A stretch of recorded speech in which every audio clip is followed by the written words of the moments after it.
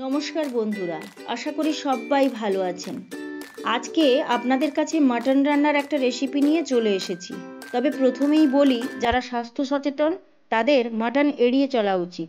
যাই হোক, আজকে ছেলে মাটন রান্না করবে বলাতে রান্নাতে ছুটি পেয়ে আমি ভীষণ খুশি। প্রথমে মাটনকে ভালো করে ধুয়ে টক দই দিয়ে 30 মিনিট রেখে দিল ম্যারিনেটের জন্য। আর তারপর প্রেসার কুকারের মধ্যেই তেল দিয়ে প্রেসার কুকারটাকে ভালো করে নেড়ে দিল। তেল গরম হতেই তার মধ্যে শুকনো লঙ্কা আর তেজপাতা ফোড়ন দিয়ে দিল। আর তারপর একে একে রসুন ও পেঁয়াজ দিয়ে নাড়তে শুরু করলো। রসুন ও পেঁয়াজটা ঠিক ততক্ষণ নাড়লো যতক্ষণ পেঁয়াজের রঙটা বাদামি রঙের না আসে। বাদামি রঙের আসার পরই দেখে নিয়ে তার মধ্যে একে একে আদা বাটা, কাঁচা লঙ্কা, হলুদ, টমেটো এইসব দিয়ে দিল। আর তার সঙ্গে মাটনকে দিয়ে দিল। মাটন দিয়ে নাড়তে শুরু করলো।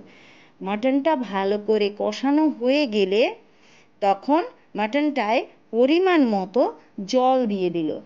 আর জল দিয়ে ভালো করে নেড়ে দিল। জলটা ফুটে উঠলে কুকারের মুখটাকে বন্ধ করে 20 মিনিট ধরে প্রেসার কুকারে বসানোর পর ওভেনটাকে ভালো করে বন্ধ করে কিছুক্ষণ রেখে দিল। আর তারপর প্রেসার কুকারটা ঠান্ডা হলে মাটন সার্ভ করার জন্য রেডি।